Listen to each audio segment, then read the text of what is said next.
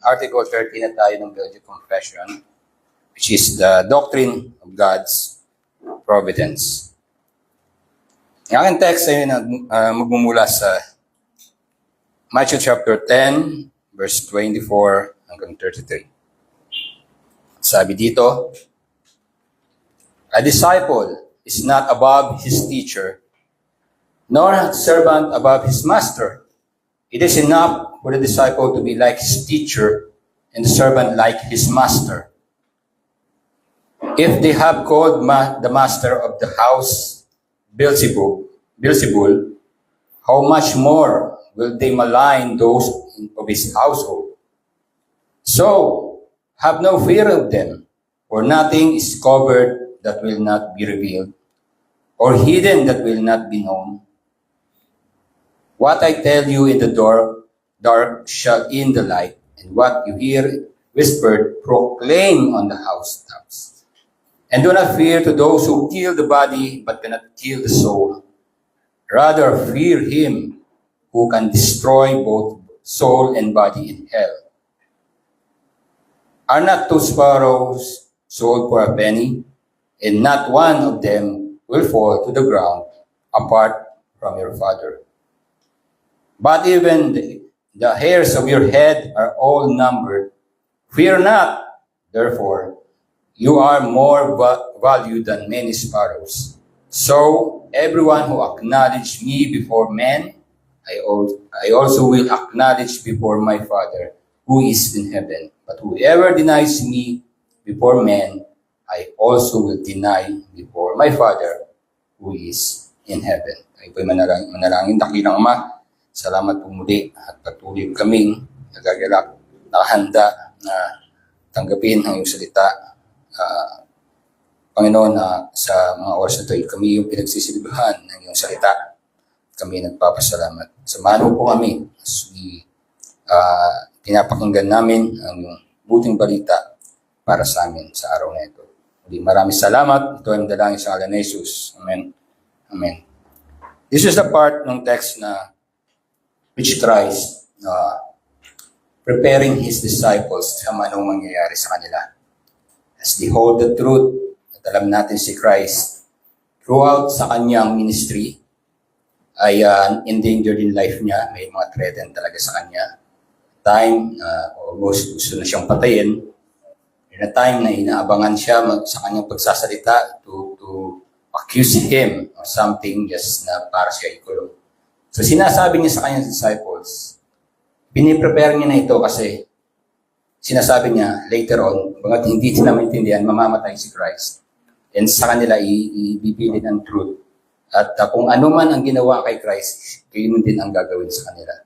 So this part, hindi pa nila tuloy maintindihan kung ano talaga ang mangyayari. Kasi sabi nga si Peter, nung sinabi niya mamamatay siya, sabi niya, over my dead body, hindi ka pwede mamatay, Lord. So, may mga sinasabi si Lord sa mga ganito na hindi pa nila fully naiintindihan. Pero alam natin, later on, sa resurrection, saan sila pinilinan ni Kristo, doon na nila naiintindihan lahat kung ano ang ginawa niya para sa kanila. And then, they are willing to die. Hindi sila natatakot sa mga persecution na kanilang naramdaman. Pagkos, ito pa ang naging dahilan kung bakit sila nag-disperse and the Word of God ay kumalat sa mundo.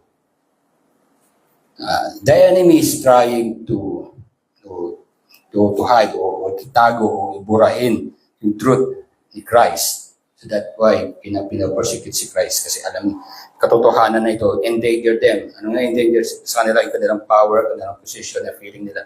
Pag ito'y kumalat, ma-overcome tayo yung ating, ang feeling ba nila, yung political power nila yung mawawala. Or somehow, hindi yung sinasabi ni Kristo.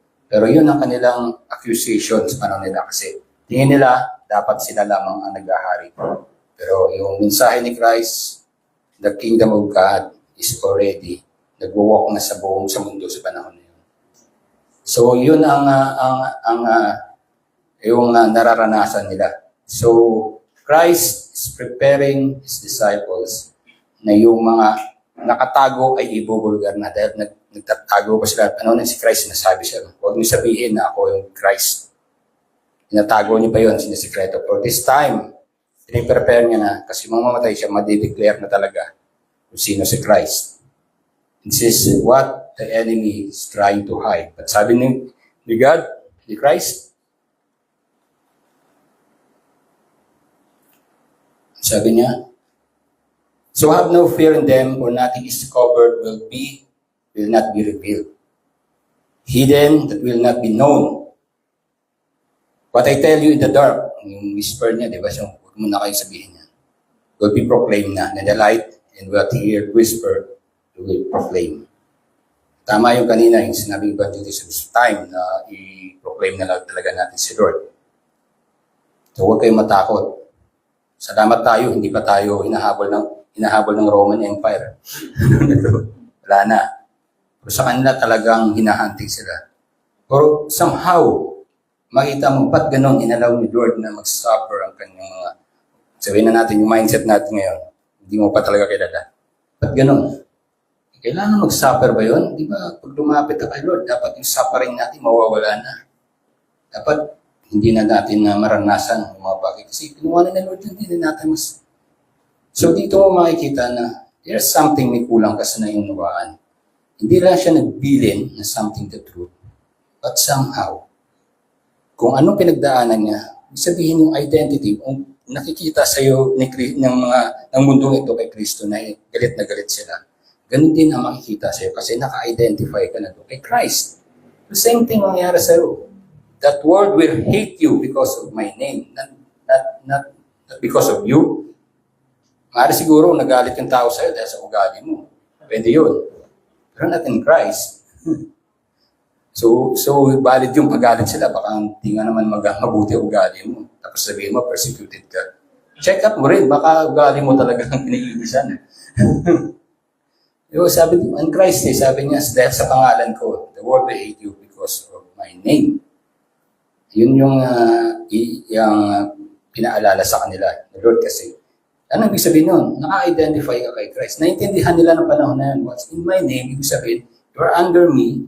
Same thing kasi sa kanila, pag nasa household ka, belong ka sa household, your name is belong to this household. Kung sino yung head doon ka naka-identify. So same thing, Christ will be killed or will be persecuted because of my name. Kasi nga, naka-identify ka sa akin. So yun ang dapat nating maintindihan. Sabi sa atin dito, persecuted ako sa bahay. Ginang galit sa akin. Check up mo muna, bakit nagagalit sa'yo? Simba ka nga ng simba, baka pagdating sa bahay, hindi ka mautusan. Magagalit talaga magulang mo sa'yo. O, diba? Pupunta ka sa church, sa daming activity. Baka umiiwas ka lang ng gawain sa bahay, hindi ka persecuted. So may mga ganon. So we have to clear ito, pinag-clear ni Christ. In His name, not you, kasi yung identity nila kay Christ na.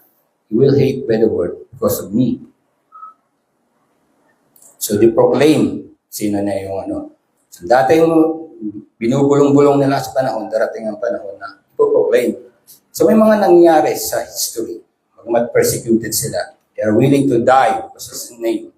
Napigilan ba yon? Napura ba ang pag-proclaim ng truth ni Christ? Hindi. Dumating sa panahon na naimbento ang printing press, kung saan kumalat na talaga, nagkaroon ng time na yung Bible ay na-translate sa English. Nakarating na sa iba't ibang lugar. Tingnan mo na nangyari sa mga tao yung nag-pursue to translate. Stinsdale ba yun? Pinatay. Sino ba yung nag-translate ng unang English? O pinatay. Pinatay din siya dahil sa kanyang ginawa. Pero hinapigilan ba yun? Hindi. Nagpatuloy at kumala. So somehow, nakita mo, ba't ganun inalaw ng Lord? Question ka kailangan ba nilang mamatay talaga? Ito yun to realize that the world is so corrupt, the world is so evil, na meron talagang kalaban. And to stop, gusto mong stop. Pero, hindi sila nagtagumpay ang nakarating dito. So sometimes we view this, iba, view this na God is isang monster o isang napakalupit at bakit hinahayaan yung ganitong suffering sa kanyang mga faithful servant. To understand it, para makita natin yung suffering ni Christ. Kasi siya, he hold the truth and the world hate him. So they killed him.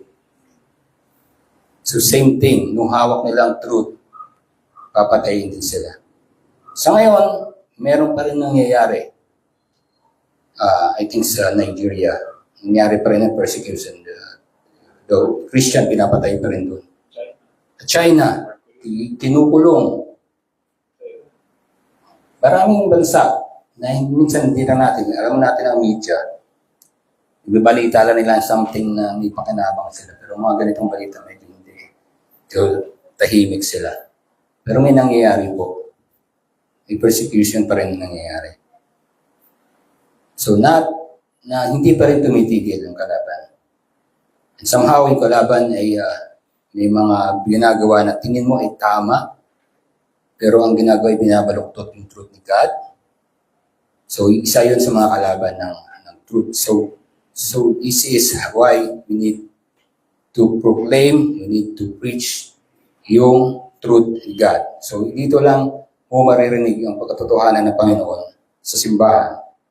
Kasi mahirap since na yung communication, since ang information ay napakadali na makuha, pero mahirap i-validate kung ito'y tama, kung ito'y totoo, o ito'y bumabaluktot na sa katotohanan. Marami ng mga bagay na nangyayari, somehow tingin natin ay tila ba ay mabuti kasi sa feeling natin ay maganda naman. Pero kung susuriin ay anti-gospel ang mga bagay na yan. So, hindi ka aware, mahirap talaga kung nagbabasa ka lang doon. That's why we need to hear His word. Actually, kung kailangan, araw-araw marinig mo eh. But, this time, once in a week, ginagada tayo to hear His word para makorek tayo lahat. And to be informed. So ganun na nangyari.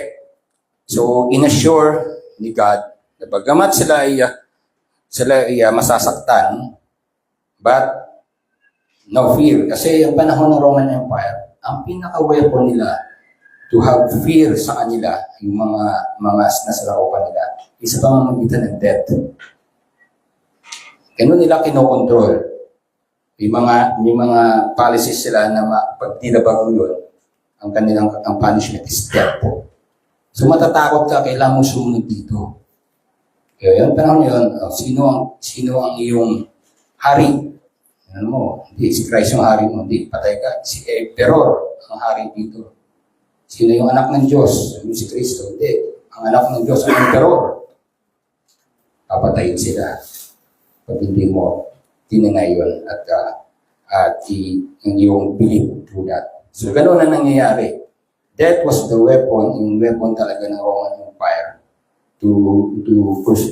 para ma-eliminate nila ang belief kay Christ. But nakita natin, death ay hindi nagtagumpay. Pagkat sa cross pa lamang, death already defeated. That's why they are willing to die. Kasi alam nila wala ng sting. O mapapatay mo kami, pero ang truth ng word of God ay mananatili. So that's how Christ comforting them, even though na maaari silang masaktan. Hindi ma-exempt sila na kung anong ginawa sa kanila. Si Christ ang kanilang master, ang mga servant ay hindi i-spare kung ano ang trato nila sa master. Mo kung ano katindi nila tinatrato si Christ. Tinawag nilang Beelzebul. Si Beelzebul ay isang katulad din ng parehong interchangeable siya kay Satan. Kasi siya ay isang evil o devil sa underworld, si Beelzebul. So, ganun nila tinatawag at tinuturing si Christ. So, kung ganun katindi nila binabastos o tinitingnang sobrang sama ni Christ, ganun din ang tingin sa inyo, mga kayo ang nasa under niya as His disciples. So, yun ang na-assure niya.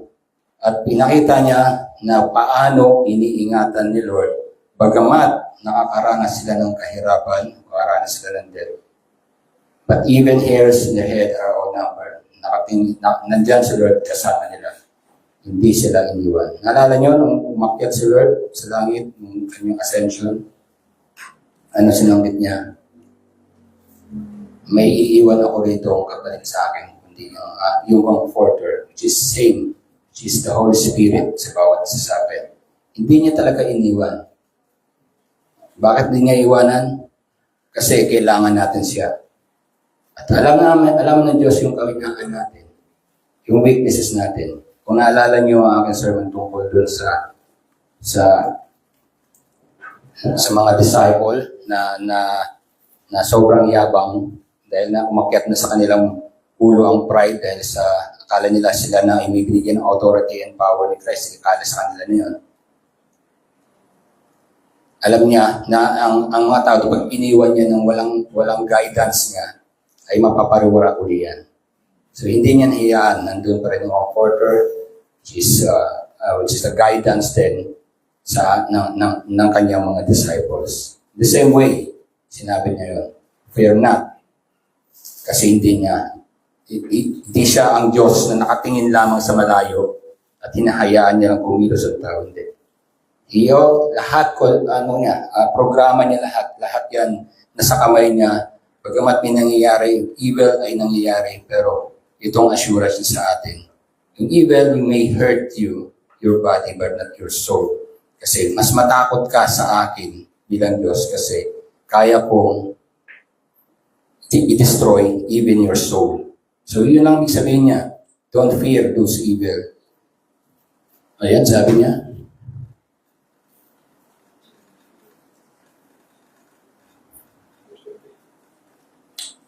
And do not fear to those who kill the body, but cannot kill the soul.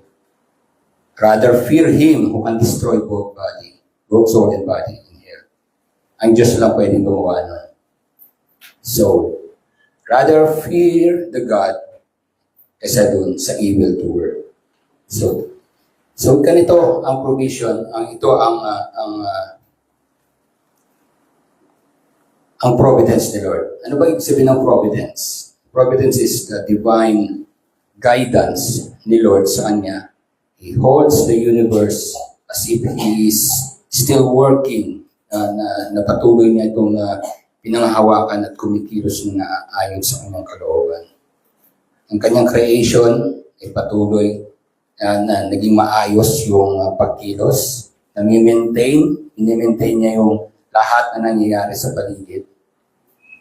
Pero sabi niya, bakit ang mga evil nandyan pa rin, yung mga masasamang tao pa rin na gumagawa ng puti. Dito mo makita ang patience ni God sa atin. Bagamat may evil na nangyayari sa paligid, kasi sabi naman niya, even the good and the bad ay nag-i-enjoy ng kanyang common grace, which is we still breathing the same air, we still eating the same food, still enjoying the same creation, maging di bumibilib sa kanya, maski yung believer at sa mga unbeliever. So that is how God maintaining all of this. Pero alam natin, just God, di magtatagal, sisingilin niya ang bawat isa lahat ng nangyayaring unjust sa ating mundo. So, just look at the creation.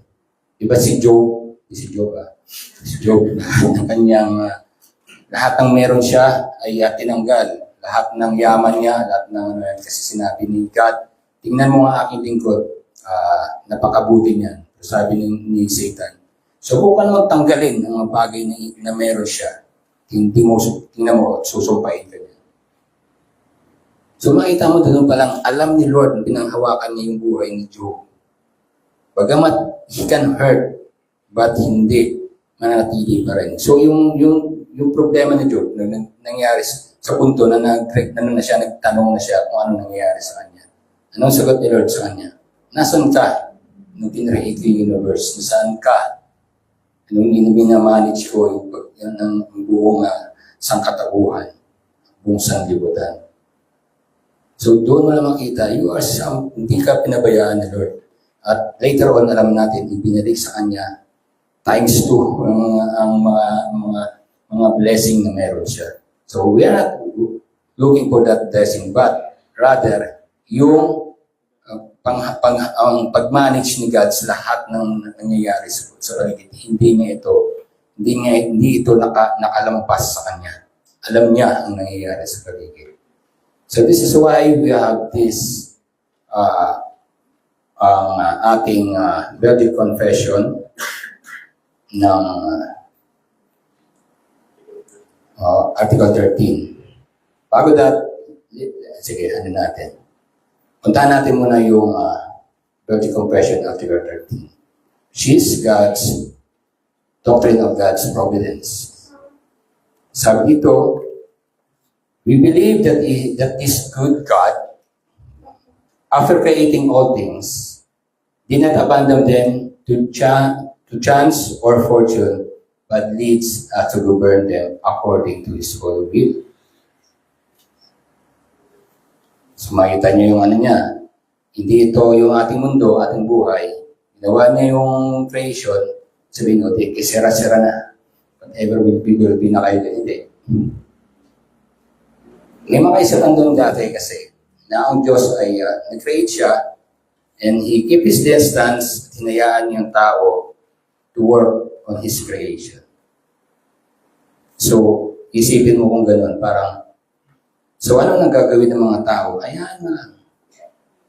Gawa sila naman ang gusto nila, gawin nila.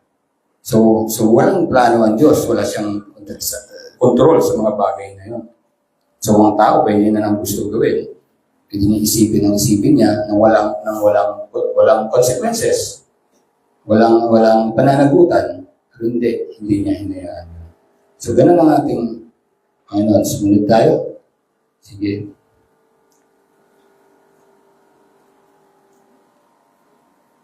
In such way, nothing happens in this world without God's orderly arrangement. Nakita mo yung creation ni Lord? Naka-order yung arrangement. Yung dagat at yung lupa, inilagyan niya ng boundaries. So yung dagat, yung tubig ay hindi mag-overcome sa lupa.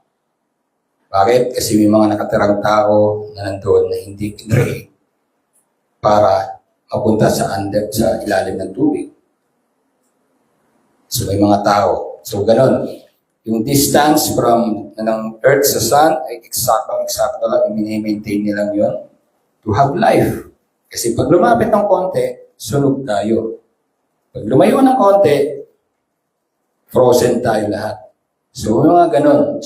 So yung mga ganong simple, please, paano yan na-maintain yung Earth? Meron namang sabi nila sa science na nag-evolve. So yung evolve, debunk na yan ng ating truth ng God. Kasi kung evolution, kung susundan natin ng science na evolution, dapat ang evolution ay tuloy-tuloy. At sinasabi nila, ang tao ay galing sa unggoy. Pero bakit mayroong unggoy pa rin? Dapat mawala na yung unggoy kung nag-evolve talaga simula sa unggoy ang tao sa unggoy. So, hindi pa rin. Kaya theory pa rin yun eh. At hindi pa rin na pangamutuhan. Nakita mo yung design ng God sa atin. How we did it. So, may mga nangyayari. May mga dinosaur. Totoo ba yung mga dinosaur? Sure, maaaring ginawa ng Panginoon yun. Pero nakita mo kung kaano niya minanage yun at nakarating tayo sa ganitong stage. So God always, tingnan natin, God is a great designer. Hindi siya yung Diyos na gumagawa lamang ng mga bagay. Hindi siya nag-eksperimento. He did it perfectly. He did it properly, yung ating creation. Then yet God is not an author of and cannot be charged with sin that occurs. So hindi yan siya ang author ng sin. Hindi siya yung gumawa nun, kundi tayo. For God's power, goodness are so great and incomprehensible that God arranged and does His work and very well, justly, even when the devils, the wicked, act unjustly. We do not wish to inquire with undue curiosity into the gods does not surpasses human understanding. It's beyond our ability to comprehend. May mga bagay siyang ginagawa na hindi natin maintindihan. Iiwanan natin sa Panginoon yan. Kasi tulad ng sinabi, yung master, ay yung disciple hindi pwedeng humigit sa master. So hayaan na lang. Ang pinakamalapit na lang gawin ng disciple is to be like the master. May limit hanggang doon lamang. So way back muna tayo sa ating topic. So una, Christ-likeness. Ito yung isa Christ-likeness. Conform to the image of the Son of God. Pag-usapan kanina namin yung image of Son na i-share sa atin, binihis sa atin. Kanina yung mga kalalakihan kung nakaabot kayo. We are conformed, simula't simula pa lang, conform tayo. Sabi nga sa 25, it is enough for the disciple to be like his teacher and servant like his master. Sa Romans chapter 8, verse 29, sabi dito, for those whom foreknew, simula pa lang, isa pa lang, he also predestined to be conformed. Nandun na pala sa plano niya yun. To be conformed to the image of his Son, in order that he might be the firstborn among the many brothers. So, ganun kaputi ang Diyos. Sumula pa lamang, hindi ka pa nabuo. Nakatakda ka na to be conformed to the Son. So, ibig sabihin, kumikilos ang Diyos, hindi siya naka-distance. So, all throughout the history of ng mundo, ng creation niya, meron siyang pagkilos doon, hindi siya tumitigil. Until sa kanyang creation, tayo, simula pa lang, he foreknew na, and we have predestined to be conformed to the image of His Son. At yun ang nangyari sa atin. When we believe in Christ, and He died for us, we also died, and we raised up, and we raised up with Him. So He, inangkin niya tayo to be with Him o sa Kanya na, yun yung confirming ng Kanyang image. At unti-unti niya yung binabago sa atin. Ang masasabi kong evolution ay yung mula sa ating pagiging dati dapat kamukha tayo ng Diyos dahil sa sin ay naging kamukha natin ang kalaban, which is Satan. So ang image natin ay nabahiran ng image ni Satan. So, paano ito maaayos? To be conformed again to the image of His Son. So, ganun ang plano ng Diyos sa atin. Hindi niya tayo hinayaan sa ating kalagayan na ang ating form, ang ating image ay distorted at aayusin yun. So, this is how God, His providence. Sometimes, di natin napapansin yan. Hindi natin ma-comprehend, but simula pa lamang pala ay kanya ng pinlano na tayo makonform. Ikaw ba, nung hindi ka pa naging Kristiyano, may isip mo ba na mangyayari sa ito na may conform ka kay Christ? No. Kasi iniisip ko na nun, ano pang gagawin ko sa araw na ito? Yung problema mo yung problema ng mundo. Which is, tama naman at nangyayari talaga yun. Pero, somehow, meron palang nais gawin ng Diyos sa'yo. So, you're not kesera-sera lang yung buhay mo kung ano lang pwedeng mangyari sa akin. Meron palang plano ng Diyos sa akin. So, this is how God is doing, yung kanyang providence as He patuloy niyang ginagamit sa atin. And then, pangalawa, fear God. Sabi mo nga kanina, matakot ka sa Diyos, not the evildoer. So, time nila, ina-assure sila ni Christ na huwag kayong matakot sa pumapatay ng laman. Matakot kayo sa pumapatay ng laman at kasama, pinapatay ang inyong kaluluwa. So, fear God and not the evildoer. We know, hindi naman tayo pwede mag-ipokrito. Natakot tayo na may mga nais pumatay sa atin. Pag nandyan yung death sa harapan natin, we can feel fear somehow. Yung death is at your door. Sa panahon nila, habang sila ay nagtitipon, ang pakiramdam nila always, hanggang sa ang panahon na yun, maaaring yung araw na yun, yun na lang, hanggang doon na lang ang buhay nila. Kasi maaaring paglabas nila sa pagtapos nila pagtitipon ay may nakaabang ng sundalong Romano sa kanila, pwede silang hulihin. And surely, death will come to them. Sigurado na yun. So, ganun ang nangyayari sa kanila. But, because of the truth of God, ang pinanghawakan sa kanila. At nakita nila, kasi ito, ang mga witness ni Christ, how He lived, paano sila binalagaan ni Christ, nakaranas sila kung paano i-reveal sa kanila ang kabutihan ng Diyos. Nakita nila, nasaksihan nila kung paano nahirapan ng Panginoon dahil sa kanila. At namatay, but hindi na natiling patay ang Diyos at siya muling nabuhay. And that time, they realized that hindi kayang i-contain o talunin ang Panginoon sa Kristo. Same thing, in-assure sa kanila. Wala na yung sting ng death. Wala na yung, hindi nyo dapat katakutan yung kamatayang iharap sa inyo just to deny Him. Kasi hindi nila kayang patayin ang kaluluwa. Assured na kayo sa akin at kasama ko na kayo. Same thing, yung thief sa nakatabi ni Christ. Itinanggap niya ang kamatayan niya, alam niya mamamatay siya. At hindi na siya makakaligtas doon. At humingi siya ng tulong sa Panginoon at sinabi niya in confidence na, Lord, isama mo ako sa paraiso. Sabi niya, ngayon din, isasama kita. So that's how assurance na binigay sa kanya. Tayo, bilang mananampalataya, patuloy niyang binibigay sa atin ang assurance na yun.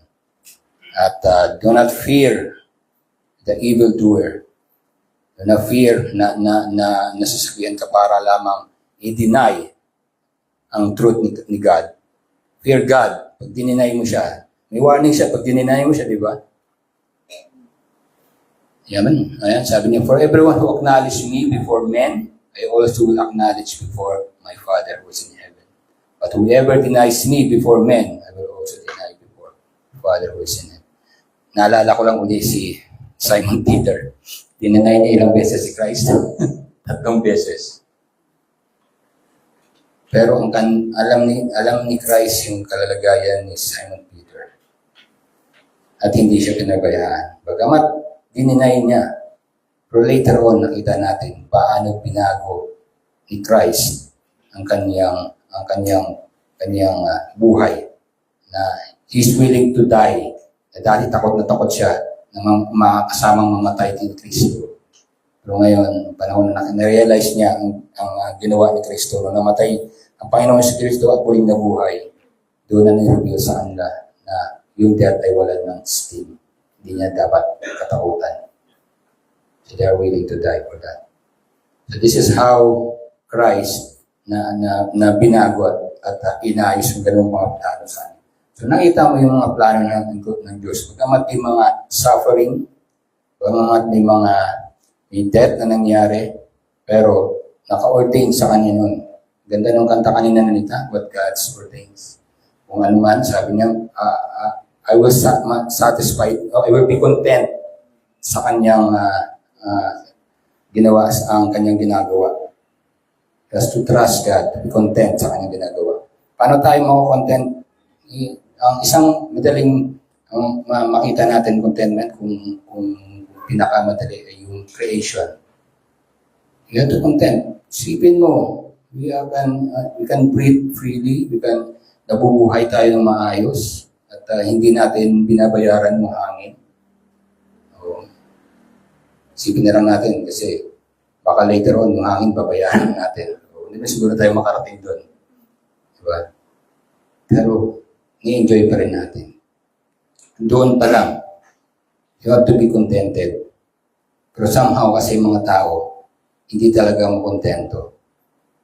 Somehow, sabi nga, yung greed, ano ang paliwanag ng Bible tungkol sa greed? Yung greed is like grave na hindi nagsasatisfy sa mga namamatay, maraming namamatay sa kanya. So ganun tayo. Tayo ang buhay natin ay hindi nakasalalay sa mga gusto natin. O may mga gusto tayo, pero hanggang saan yun? Masasatisfy ka ba na doon? Later on, alam mo, may mga gusto ka pa rin eh. Hindi yan titigil, hindi titigil. So we are just in na cycle lang yung buhay mo. Hindi mo napapansin. You want this, ayaw mo na nito, bago na naman. Ayaw mo na nito, bago na naman. Endless. But Christ, binigyan niya sa atin ng something that will be contented. Yung bagay na maging sapat na sa atin. And third, be comforted of His care and rest on His assurance. Yun naman in-assure sa kanila. Pagkamat makaranas kayo ng paghihirap ng kanyang disciples, same thing, tayo nakakaranas tayo ng kahirapan sa mundo nito. Be comforted in His care. Sabi niya, are not two sparrows sold for a penny? Not one of them will fall to the ground apart from your Father. But even the hairs on your head all numbered. And fear not, therefore, you are of more value than many sparrows. So everyone who acknowledge yun na nga sinabi niya. So, rest on His assurance na tayo ay kanyang hawak na at hindi niya tayo papabayaan. Yan ang providence ng ating Panginoon at ginagawa sa atin. Somehow, minsan na-neglect natin eh. Nakakalimutan natin yung providence pala ay na-enjoy na natin. Example na lang sa Old Testament. Ang kanyang bayan sa wilderness, maraming reklamo. Pero hindi nyo alam, hindi sila pinababayaan ng Diyos kahit isang segundo. Yung pillar of fire and clouds nung kasama nila nung sila sa wilderness, presence ni God yun. Protection sila sa init, yung cloud, ng araw, and the fire, o paggabi, may light sila. Hindi minsan nila na-acknowledge yun yung presence na ni Lord. So mga sabi nila, akala nila pinababayaan sila. No. Ganit din tayo. Pagkamat nakakaranas tayo ng hirap, somehow may mga nagsasabi kasi, Christ ka na daw, dapat wala nang suffering. So may mga ganun talagang ang kanilang pagkakaunawa. Pag nasa Diyos ka na ay yung pakiramdam kung anong ang standard ng comfort sa kanila. Iba kasi yung comfort na ino-offer ni Lord sa comfort na ino-offer ng mundo. Yung comfort na ino-offer ng mundo ay anti-gospel. Somehow nilalayo tayo doon. Pero iba yung comfort na ino-offer ni Christ. So, ganun. Akala nila yung comfort na okay na, wala ng problema, wala ng evil, wala ng injustice sa mundo. Tayo ba, naging Kristiyano tayo, na wala na pang korupsyon sa mundo? Andiyan pa rin. Nawala na ba yung mga unjust? Andiyan pa rin. Naging Kristiyano ka na ba? Naging mabait ba yung kaaway mong kapitbahay? Hindi. Ganun pa rin siya. Di ba? Di ba nagbago? Ikaw ang nagbago. Yun yung maganda. Iba na mo sa buhay nagbago dahil kay Kristo. You are not depending on your own. Now, depending on Him. Kasi na-realize mo yung providence niya eh. Ang mga providence hindi siya, direktang nakikita mo. Yung mga providence na parang passive. Pero nandyan siya. Pero actively, kumikilos ang Panginoon. He is, unti-unti niya tayo, kino-conform sa image ng kanyang Son. So, balik tayo sa patuloy ng pagbasa natin. Article of the Doctrine of God's Providence.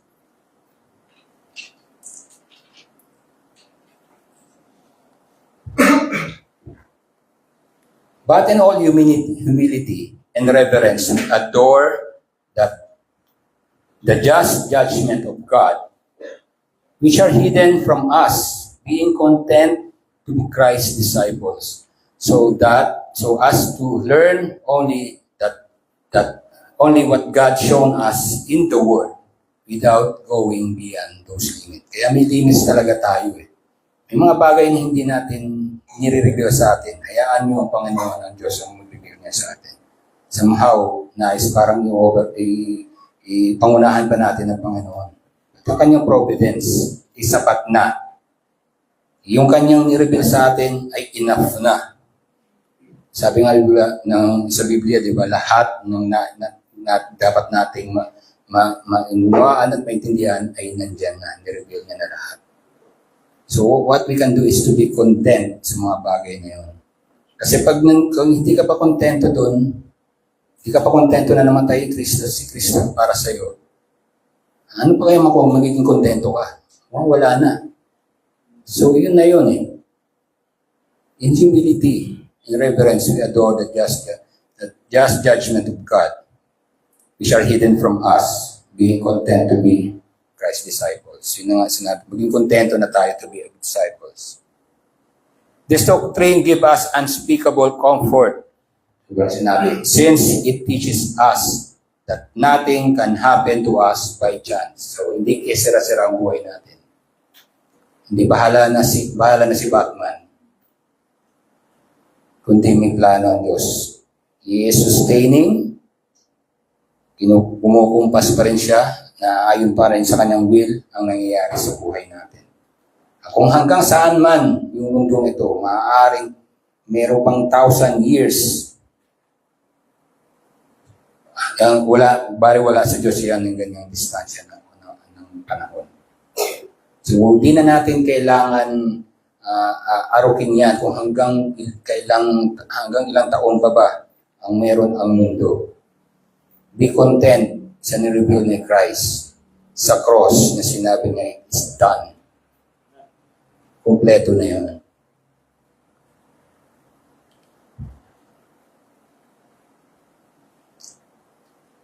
It can happen to us by chance, but only by arrangement of our gracious Heavenly Father who watches over us with fatherly care. So that's why we call Him Father. So dahil pinangangalagaan tayo like a good father.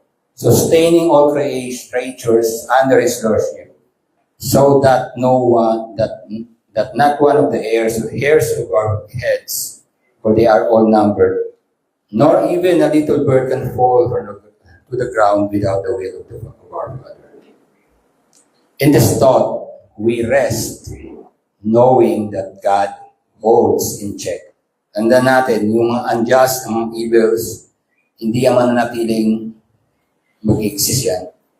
Magsisis yung mga yan later on. Check the devils and all our enemies. So who cannot hurt us? And sinabi niya, but do not fear. Who cannot hurt us without divine permission and will.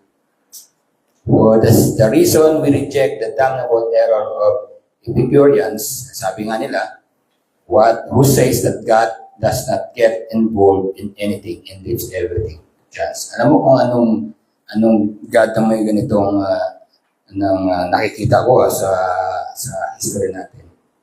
Yung mga Greek gods, ano pa naman, kung nanonood kayo ng mga tiyentayman ng mga Greek gods sa movie, anong ginagawa ng gods? Meron silang kataas na bundok, nandun na sila tumitingin. Tapos mag-uusap-usap, makikialam ba tayo? Hindi magagalit si Jesus. Yung dinakapin mo si Jesus, huwag kayo makialam. Pag-aaway pa yung mga yan, kung nakialam sila. So ibang Diyos yun. God always involved in everything. Hindi lang natin napapansin, hindi natin pero kumikilos siya. Yan ang Diyos natin. Yan kaibahan ng Diyos natin. So mayroon kasi isipan ng Diyos parang distant God, nakatingin lang. No? God is always involved. He involves everything sa nangyayari. He is maintaining the universe. Hindi natin maintindihan bakit yung earth lamang ang may buhay at iba sobrang hawak ay walang mga buhay. Hindi natin maintindihan yung ba't kailangan niya rin gawin. That's the thing na sinasabi niya, may mga bagay na hindi natin dapat maunawaan at hindi pa natin dapat kailangan pa sapagkat Diyos na yung nakakalam doon. So ganoon ang ating panghahawakan sa mga panahon na ito. Pagkamat may mga evil na nangyayari, tayo mga Kristiyano, maaaring masaktan yung ating katawan, pero ang ating soul hindi nila pinanghahawakan ng Diyos.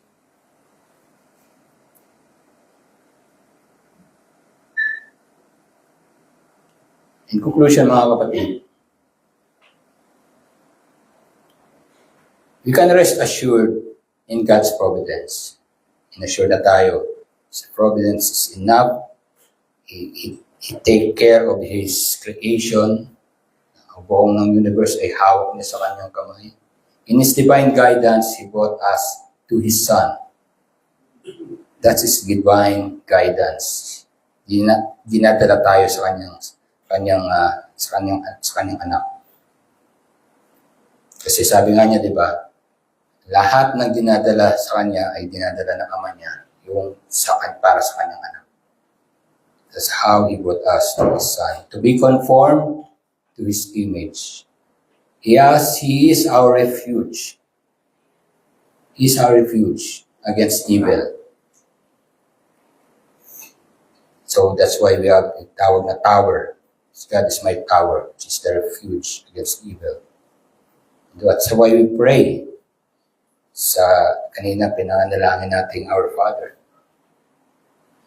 Di ba? Huwag mo kaming talhin sa masasama.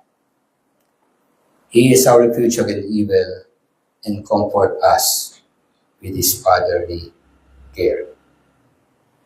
Doon tayo nagbibigay comfort sa us. That's why we can call Him Father. His Father, we can call Him as our Father. Kasi alam natin, we have a good Father that will take care of us. Although, hindi tayo nakakaligtas sa nangyayari sa paligid. We are affected by the evils of this world. We are affected by the corruption of this world. But rest assured, God is always with us. Alam niya ang bawat minuto at segundo sa buhay mo. At hindi nakakalampas sa ito. Just to learn to be content sa kanyang i-reveal sa iyo. At be assured na ang ating buhay unti-unti niyang pinaform to His Son. Pinaconform to His Son. Hindi niya hahayaan yung evil to touch us. Hindi niya hayaan yun. And be comfort na meron tayong mabuting amang magpamahal na nag-aalaga sa atin. Tayo po'y manalangin, dakilang Ama. Salamat sa iyong patuloy na pag-reveal sa amin. Tunay nga, in the creation pa lamang, we can be contented. How you manage the creation, how you take care of everything. Kayo po ang Diyos na mapagpangalaga. Maraming salamat sa buhay na ito na hindi mo hinayaan, na hindi by chance ang buhay namin. But ang iyong plano is to be conformed to your Son. Yun ang kanyang nais sa bawat isa amin. Sapagkat siya ay mabuting Ama, pangangalagaan niya kami. Tulad ng hanong mag-alaga ang isang mabuting ama sa kanyang anak. Panginoon, ay patuloy mo kami ingatan sa lahat ng aming ginagawa. Patuloy mo kami palalahanan sa iyong katapatan sa buhay namin. Maaaring nakakaranas kami ng kahirapan, sakit, frustration, problema sa mundong ito. But in-assured mo na kami, Panginoon, na kami ay hawak mo na. Pagmat ang katawang ito ay masisira, ang katawang ito ay masasaktan, ang katawang ito ay mabubulok, magkalahon. At alam namin, Panginoon, hindi man natili ganoon ang aming katawan. Ito ay muli mong bubuhayin at papalitan kung saan ang perfection is like ang aming katawan ay katulad ng glorious body in Christ saan siya nasa langit ngayon. Be with Him forever. Yun ang aming comfort, Panginoon. We are not living na pointless. We are not living na walang patutunguhan. We are not living na wala lang. Hindi. Ang patutunguhan namin ay babalik kami sa aming Creator. Babalik kami sa piling ng aming manlilikha. Sapagkat inangkin niya kami sa pamamagitan ng kanyang anak to be with him.